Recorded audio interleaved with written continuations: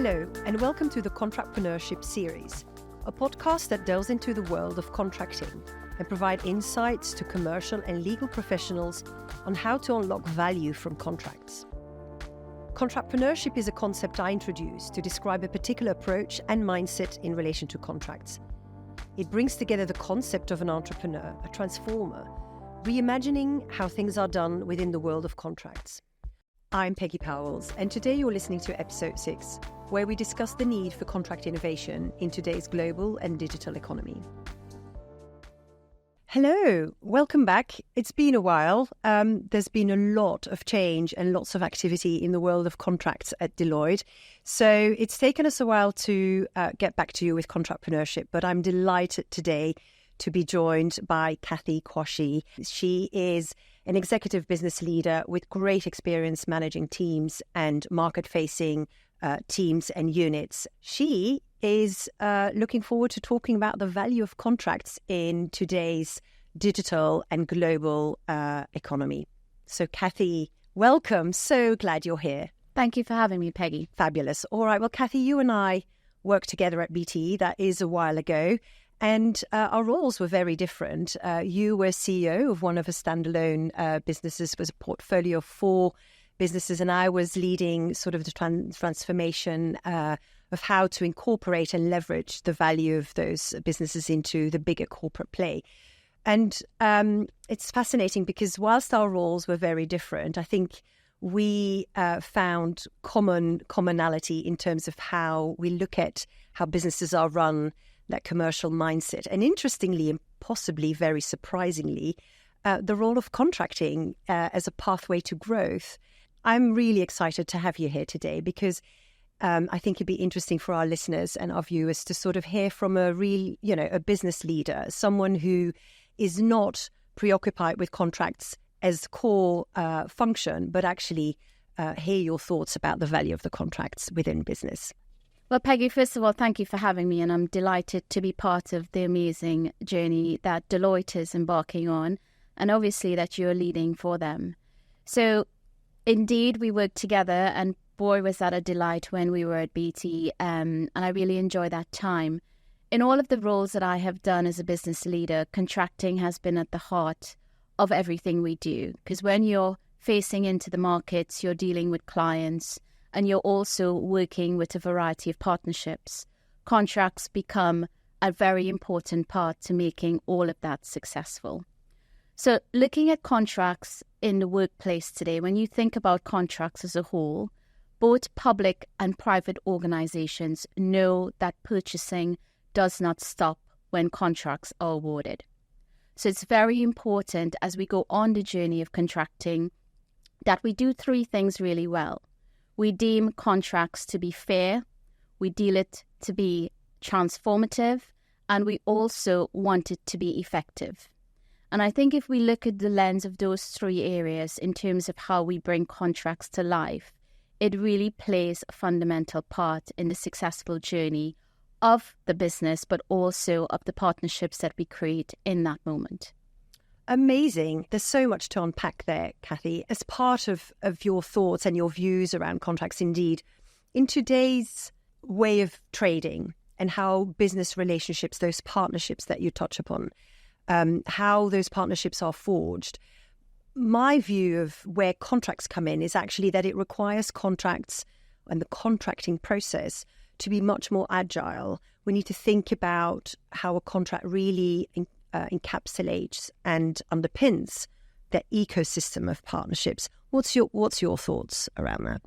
So, I mean, it's a great topical positioning to take at the moment, because when you think about technology and what technology is doing in the marketplace today, no one business has one singular answer. So partnerships become very important to the success of businesses, but also the experience that you bring to your clients in terms of the products and services that you take to market, but ultimately the transformation digital journey that you take your end clients on.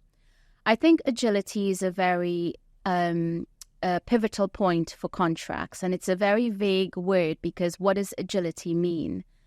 And I think agility is in the sense of how do we make contracts more flexible and adaptable that allows businesses to use those enablers to deliver successful change. And it's not just at the starting point of the contract, but it's what do we do within the life term of the contract. So I think agility plays in different forms. Everyone wants a successful contract. So the contract has to be commercially competitive. It also has to have the right levels of protection and enforcement so that there is confidence that the relationship is built on trust. But as I mentioned before, one of my 3 points, it's fair. So for me, agility is now more important than ever before because technology is now becoming the bedrock for how we need to contract to be able to self-serve our clients, but also to transform businesses themselves moving forward. Cool. Okay, so technology, I want to come to that a bit later. I just first want to unpack a bit your thoughts around the contracting. So 2 parts to what you're sharing with me. I think there's the getting to contract signature, getting the deal done, and then in life, which again is so refreshing to hear a business leader talk about and being mindful about the value of what happens after the signature. And I'll come to that. Let's first go to that contracting part. So interestingly, market research from the World Commerce and Contracting Organization, they refresh their research every year, and still every year it's highlighted that the most negotiated contract terms are terms that the negotiators themselves, or indeed the operational business leaders, do not really care about much. And so it begs the question, like, what is actually happening during that stage of contracting? Is it that it's still too much viewed as an activity, as a piece to get done, but almost, in isolation from the operational reality of what the contract ultimately is looking to achieve? And the point about, you mentioned the point about fair.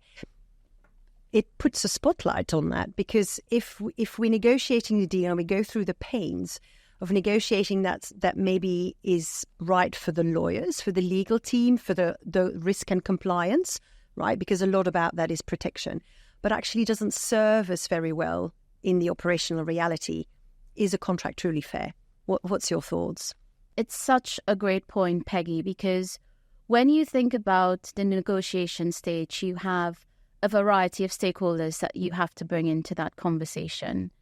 And the benefit of having all of those different skills presented at point of contracting or during contract negotiation gives a great opportunity for contracts to be successful. What happens in that process, however, is that you have different mindsets coming together, different behaviors, different traits, different ideas. And it's how do you home in on the things that are important in a contract to make it really impactful for the client, but also impactful for you as the business. And I think it has to play a part in terms of why are we entering the negotiation in the first place? What are the benefits we're going to get out of the relationship and the contracting terms that's necessary for it? But ultimately, how do we manage risk and opportunities within the contracts that we have? And those are very important topics for any business or any client, because there is financial implications to many of those discussions. And you want to put yourself in the best possible position so that you get the best possible value. So my point on fairness plays a very important role in terms of at that negotiation stage. What are the conversations that are happening at that point? And is there clarity in what are we contracting for? And I always say we should not be contracting for the here and now. We should be looking at enablers to drive that transformative lens, to be able as well for it to be effective in how we're doing it. So I think it comes back again to the people that are involved in the contributing to the ideas, the simple measures around why are we partnering and what do we want to measure as success, and fundamentally, are we comfortable with the level of shared risk and opportunities presented in the contract? That requires quite a different mindset, I think, to move away from what the data is showing in terms of, consistently the same clauses get negotiated. How do we drive that mindset? And actually, it's interesting because in previous episodes, we have touched upon the leadership mindset that is required to truly embrace and unlock the value of contracts. How do we get there, and how do we bring those various stakeholders together? I always say leadership is a continuing journey that we all go on. And I think skills of different pockets across the organization also needs to drive that continuous learning. Businesses are here today to grow. Every year we want to be better. We want to demonstrate that we're doing better. So I think the mindset has to be a growth mindset where we are remaining curious and learning about how do we do things better, but how do we actually create a better outcome in terms of the here and now, but also plan for the medium to long term. And I think there is no one silver bullet for that. It's about ensuring that the people that are involved in contracting, both during and in life, are clear about the outcomes we're trying to achieve. So I always feel if the business understands the importance of growth, what it's trying to do within the organization in terms of the enablers it has to trigger when and how, it presents an opportunity for those leaders to be responsible in putting a creative foot forward in terms of ensuring that the contract is successful. Because by having a successful contract, it allows the pace, the agility, the trust, all of the things that are important for in life, as you mentioned earlier, Peggy, to thrive in an environment that is changing. And if you look at the macroeconomics that's happening at the moment, cost of living crisis that we came out of a pandemic. So there is quite a lot of stress in the system to ensure that we are able to protect the business, but at the same point, we have to grow. So we have to not become complacent to use contracting as a stick, but to ensure that we are being creative to drive the enablers for growth moving forward. And I think that is the important bit. So the continuous learning and taking ownership for being creative and responsible for business success needs to be a part of every single leader or every contributor in that negotiation. Fantastic. And there's so much in there that you're sharing, Kathy, in terms of having the right conversations at the outset. What are we trying to achieve? What are the outcomes? And then from that, with that insight, I guess everyone that contributes in the negotiation process committing to creating those outcomes. The challenge, of course, is that a contract, in essence, could be seen and tends to be seen as something static. And what you're advocating is the agility, so more a tool set that helps you play and anticipate and maybe and react to changing environments as a way to deal with change. That drives a new way of thinking about what a contract almost should look like. Yeah, it does. And, Peggy, when we worked together, we were always thinking about creative ways to enhance growth in the businesses that we served. And that came very much in terms of taking true ownership for wanting the business to be successful, but also understanding the partnerships that you're creating through contracting. And I think your point around, the interconnectedness of relationships, partnerships, and ensuring that we have the right levers to manage risk, but also deliver on opportunities is important. So I think, it plays a critical part to what I call contract innovation, commercial innovation. So innovation becomes not just a technology responsibility, but it becomes a responsibility around how the rest of the business needs to behave, how it needs to educate itself, but also be creative. It comes back to that curious and creative point around how can they disrupt that contracting process to make it truly effective for businesses today. Amazing. That, I think, is a call to action. Not an easy one, but I think a really powerful one. And it's powerful because you talk about contracting in support of growth. Again, contracts tend to be looked at as mechanisms to manage risk, control, which are important, but that pathway to growth, I think, is really powerful. And again, we see that in data and joint research that we've done with WCC. There is huge value in contracts, but on average, there is a value leakage or value erosion of about 8.6% per contract. Can you imagine if you think about the value that contract drives?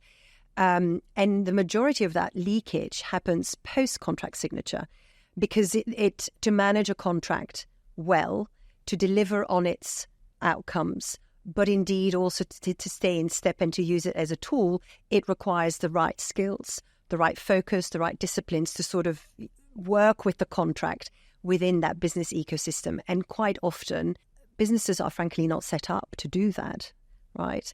So again, what's your thoughts there? How would you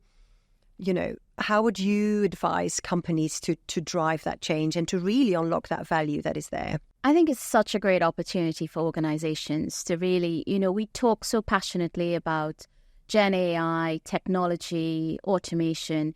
These are great outcomes that businesses need because we need to remain relevant, but we also need to be very competitive in the market. So it comes back to how are we building the foundations and building the basics for that to be successful in how we contract, in how we work, but ultimately, how we partner.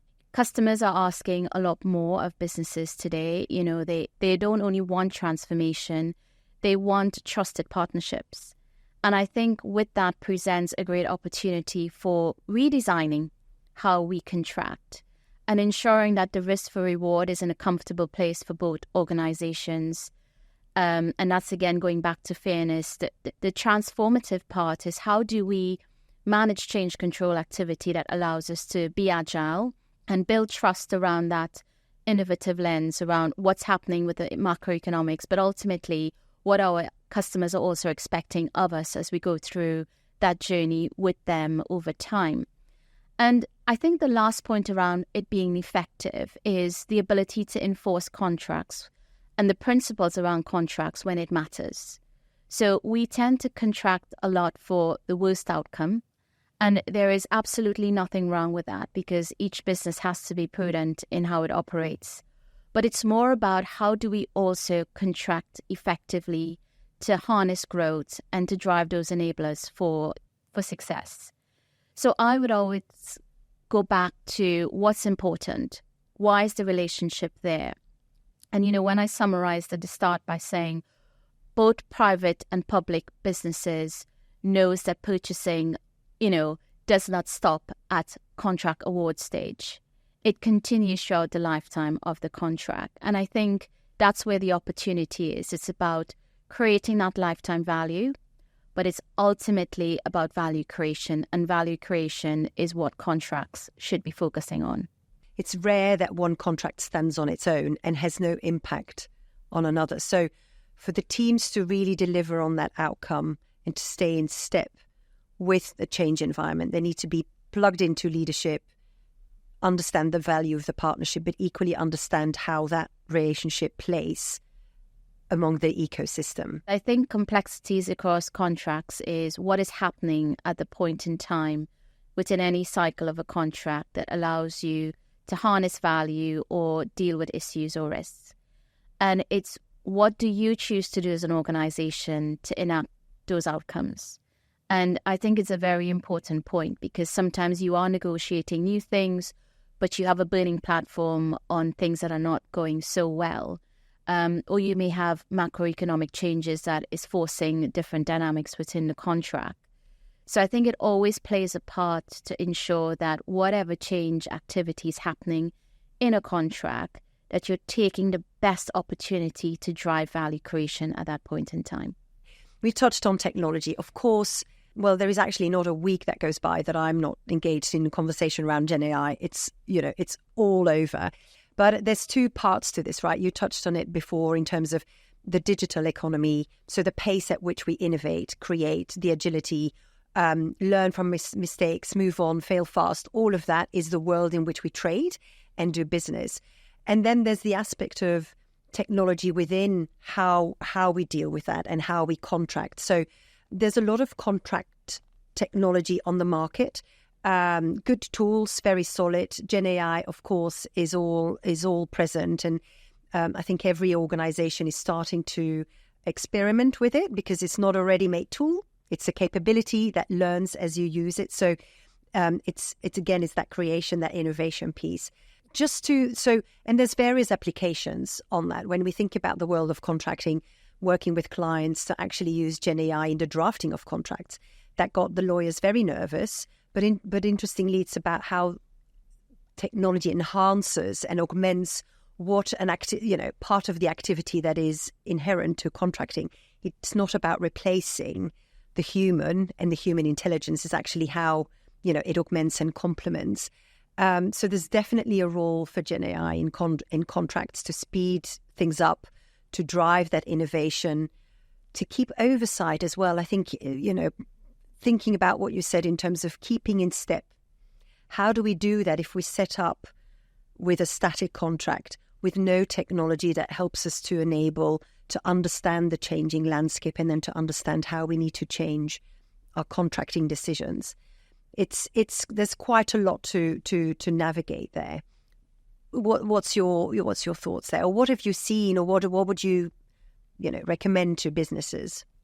So I think every business is going through a reset. So we're looking at how do we do things more effectively?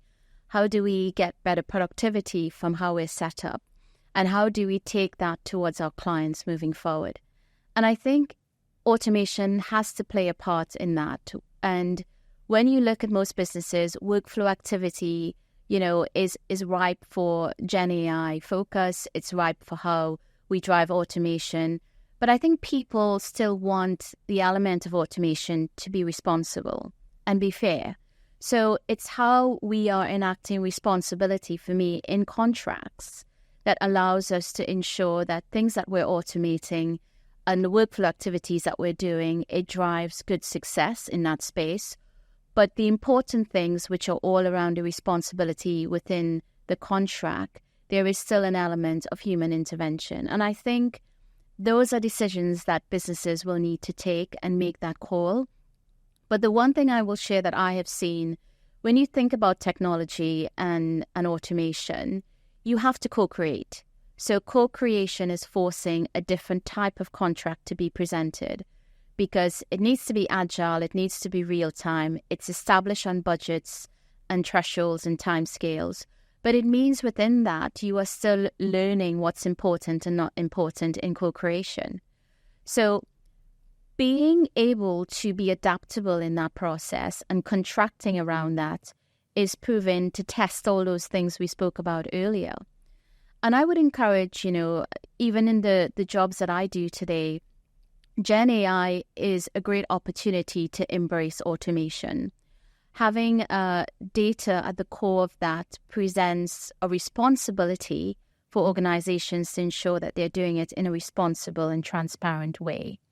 And I think as regulation improves around how we manage and become responsible around Gen AI, I think people will really start to buy into that.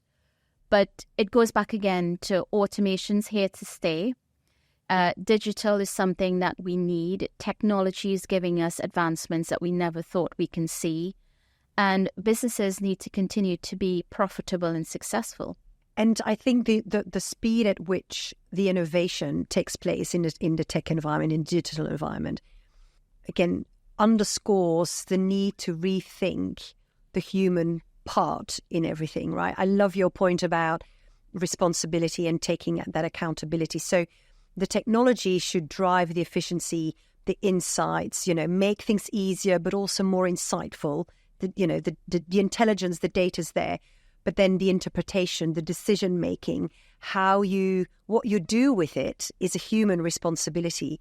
So almost, I think what I'm hearing you say is technology actually, there's an opportunity that technology accelerates this mindset, this growth mindset in the contracting space. Am I right? Am I hearing that right? No, you're spot on. And, it's about embracing change. And I keep going back to, if you think about where we really stood up and owned change was when COVID happened. And businesses were very much forced into being more adaptable and creating new avenues for things to happen literally overnight.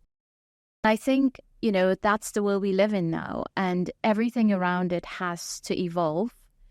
And it has to evolve within the way that brings people on the journey, but also it encourages learning and development and, for upskilling. Because within everything that we do, driving that continuous improvement in oneself, but also in the business gives the opportunity for both the business and the individual to be successful. But I guess for people to be very comfortable to embrace technology and to go on a learning journey, it's back to truly understanding the why. What are we trying to achieve? And that feels like that is, it needs to become prominent and part of our daily narrative, right? And maybe it isn't sufficiently yet, or not with all the parties involved. I think it's getting there, Peggy, from what I've seen. I think, we have to build an environment where, again, businesses feel by entering into a contract, it's fair, it's transformative, and it's effective. And I think if we can, again, go back to what's important in terms of why, as you mentioned earlier, why are we contracting or partnering in the way that we should? It brings back the reality to why we're doing what we're doing. And if we can hold solace to that and ensure that as we go through that journey and that transformation, we take the opportunity to innovate and we take the opportunity to do things differently, then that will spawn interest in other parts as well. So I think you're right. And with everything, it takes time. But I think businesses now have a great opportunity to embrace contracting like they've never had before. And I know you're going to do a great job, Peggy, with sharing some of that with your clients if you haven't done that already. And I know you have. Yeah, thank you, Kathy. And I love your point about co-creation, not knowing everything from the outset, but that partnership at all levels, not just about the economic or the business interest where we partner, and that's well embedded within how we do business, but actually how we get there. And I think I love that because the world is so fast moving that we don't have all the answers. Therefore, let's embrace that, right? And build a trust where you can collaborate continuously together. Kathy, thank you so much for sharing your thoughts and your vision. You're a very inspiring business leader. I am delighted that you've found the time to share your thoughts on all things contracts, which is fabulous. Thank you so much for joining me today. And thank you for having me, Peggy. It's been an honor to talk to you. Thank you. Well, that was our episode with Kathy. I hope you enjoyed it. If there's anything that's triggered, and I hope it has triggered, thoughts and comments, please reach out to me, join in the conversation. I'm Peggy Pauwels. I'm a partner at Deloitte Legal. I head up our contracts transformation consulting business, and I would be delighted to hear from you. Thank you very much.